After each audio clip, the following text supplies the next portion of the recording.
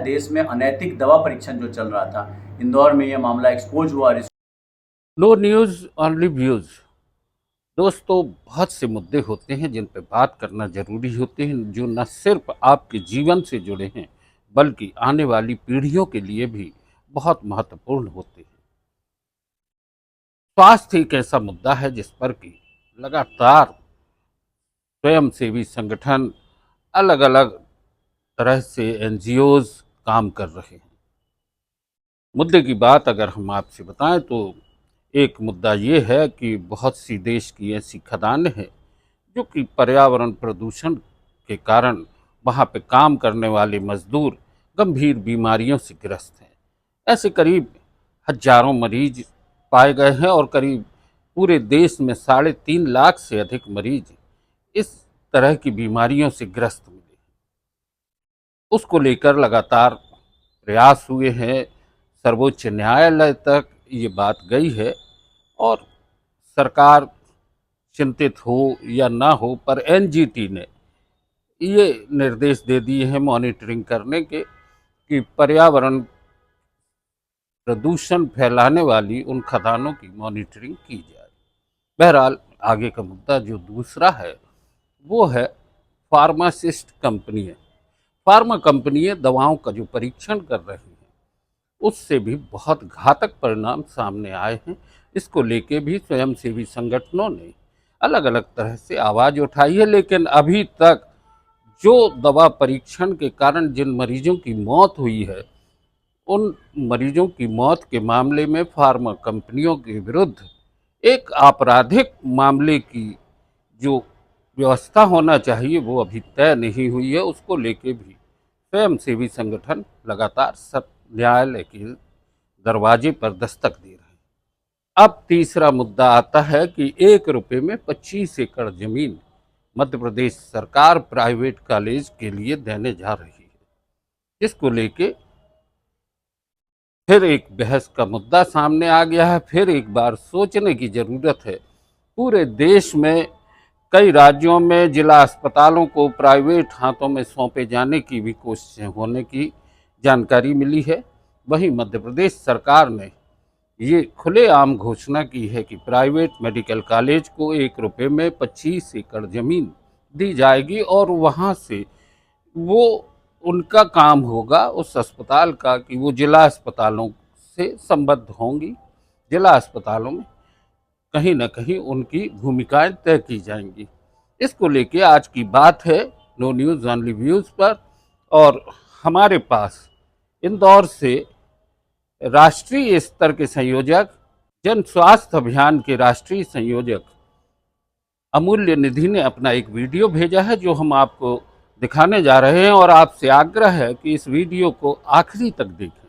No news only views पर इस मुद्दे पर जो बात रखी है अमूल्य निधि ने, उसे समझने की ज़रूरत है। मेरा नाम अमूल्य निधि है और मैं स्वास्थ्य के मुद्दे पे पिछले 25 सालों से मध्य प्रदेश और देश के अन्य राज्यों में काम करता हूँ और मैं जन स्वास्थ्य अभियान भारत का राष्ट्रीय संयोजक हूँ।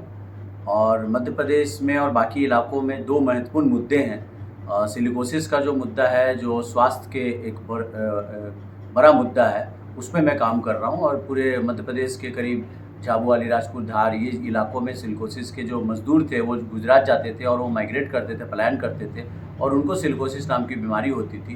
करीब 1700 लोग इस बीमारी से प्रभावित हैं और पूरे देश में इसको लेकर हमने लंबा संघर्ष किया अलग अलग राज्यों में और करीब 21 राज्य में 3 लाख से अधिक 3,19,000 करीब केसेस हमने सरकार के साथ जुड़ के निकाले हैं और जिनके मुआवजा का और जिनके पुनर्वास का निगरानी चल रहा है। इसको लेकर सुप्रीम कोर्ट भी हम लोग गए थे और एनजीटी में अभी पूरे देश में ऐसे जो खदानें हैं जो पर्यावरण प्रदूषण फैलाती हैं उनकी निगरानी चल रही है।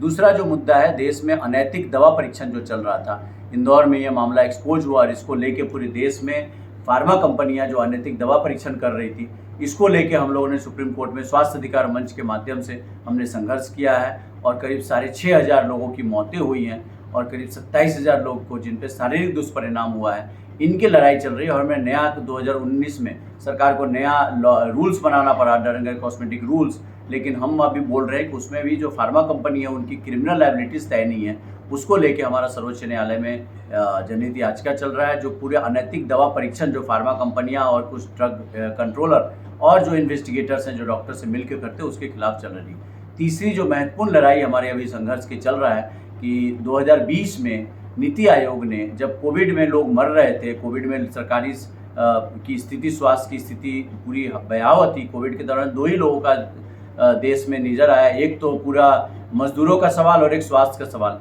उस समय नीति आयोग ने 2020 में एक प्रपोजल लाया कि देश के जितने जिला अस्पताल हैं उनको निजी हाथों में सौंप दिया जाए और वहाँ मेडिकल कॉलेज खोलने के नाम पे उनको, अस्पतालों को, निजी हितग्राहियों को मुनाफा के लिए दिया जाए। उसका विरोध हुआ, मध्य प्रदेश सरकार ने भी विरोध किया उस समय में, तत्कालिक जो सरकार थी उस समय की कांग्रेस की सरकार।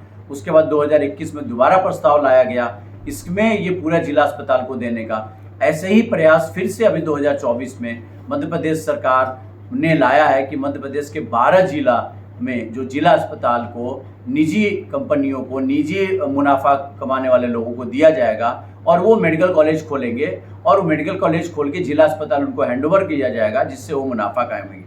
ऐसा प्रयास मध्य प्रदेश सरकार ने 2016 में भी करने की कोशिश की थी। मध्य प्रदेश के 27 जिलों में वो जिला अस्पताल को देना चाहते थे।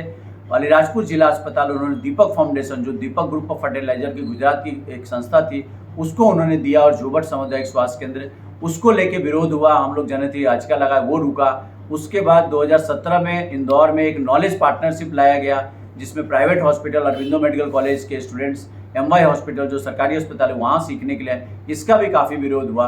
और अभी पूरे देश में मध्य प्रदेश, उत्तर प्रदेश, झारखंड, कर्नाटका सरकार और गुजरात सरकार, ये पूरे देश में जिला अस्पतालों को निजी हाथों में सौंपने की मुहिम पे लगे हुए हैं। मध्य प्रदेश ने इसकी शुरुआत की, जिसका 4 महीने पहले इन्होंने टेंडर निकाला और टेंडर में 100 पेज का डॉक्यूमेंट था, उसमें 260 करोड़ रुपए में एक जिला अस्पताल को हैंडओवर करने का इन्होंने प्रस्ताव रखा।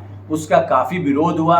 यहाँ 2 संगठन बना, जो मध्य प्रदेश जीव बचाओ, अस्पताल बचाओ संघर्ष मोर्चा और एक United action against privatisation of health services, मतलब इसका एक पूरा फ्रंट ऑर्गेनाइजेशन बचा, जिसमें डॉक्टर संगठन, medical officer association, medical teacher association, junior doctor association, ASHA कर्मचारी एसोसिएशन, इन सब लोगों ने मिलकर इसकी संघर्ष की लड़ाई लड़ी। और इसके साथ साथ ये हुआ कि और जन स्वास्थ्य अभियान के जो साथी थे और बाकी जो अलग अलग जन संगठन है, आदिवासी मुक्ति संगठन, नर्मदा वंश आंदोलन, वर्गीय बांध विस्थापित संगठन, जिंदगी बचाओ अभियान, सिलिकोसिस पीड़ित संघ, ये सारे अलग अलग जो संगठन हैं, ये सारे संगठनों ने, बहुत सारे संगठनों ने अलग अलग इस पे दिया। डॉक्टर्स के संगठन ने, वकीलों के संगठन ने इसके खिलाफ ज्ञापन दिए और ये ज्ञापन देने के बाद ये मामला अभी रुका। अभी सरकार ने कल ही ये निर्णय लिया है कि हम जिला अस्पताल सरकार के नियंत्रण में ही रहेगा, हम उसका सरकार ही रखेगी, लेकिन निवेशकों, जो प्राइवेट हॉस्पिटल जो है मेडिकल कॉलेज खोलने वाले निवेशकों के लिए वो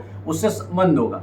और दूसरी, 1 रुपये की किराए पे 25 एकड़ जमीन उनको देगी मेडिकल कॉलेज खोलने के लिए। ये जनता के साथ धोखा है, जनता का पैसा, जनता की ज़मीन, सरकार अब निजी अस्पतालों को ज़मीन भी दे रही है और मरीज भी दे रही है। तो ये जो है जनता के स्वास्थ्य के साथ धोखा है। इससे स्वास्थ्य सेवाएं महंगी होगी। सिर्फ आयुष्मान कार्ड धारकों को स्वास्थ्य सेवा देना, लोगों को स्वास्थ्य चाहिए, लोगों को स्वास्थ्य सेवाएं चाहिए और लोग सरकार अब उनको ट्रीटमेंट भी नहीं दे पा रही, ये धोखा है और इसका जन स्वास्थ्य अभियान की ओर से हम विरोध करते हैं। इस तरीके की कोई भी प्रयास सरकार जो कर रही है वो बिल्कुल गलत है। सरकार को अपने संसाधनों से अपना अस्पताल खोलना चाहिए और अपने मेडिकल कॉलेज खोलने चाहिए और जिससे इसका कोई फायदा नहीं होने वाला। उल्टा ये सरकार जो है सार्वजनिक संसाधनों का दुरुपयोग कर रही है। सरकार को ये सोचना चाहिए और इस प्रस्ताव को वापस लेना चाहिए। नो न्यूज़ ओनली व्यूज़ पर आज की चर्चा बस इतनी ही। बस आपसे एक गुजारिश है कि हमारे चैनल को लाइक करें, शेयर करें और सब्सक्राइब करें। बहुत बहुत धन्यवाद।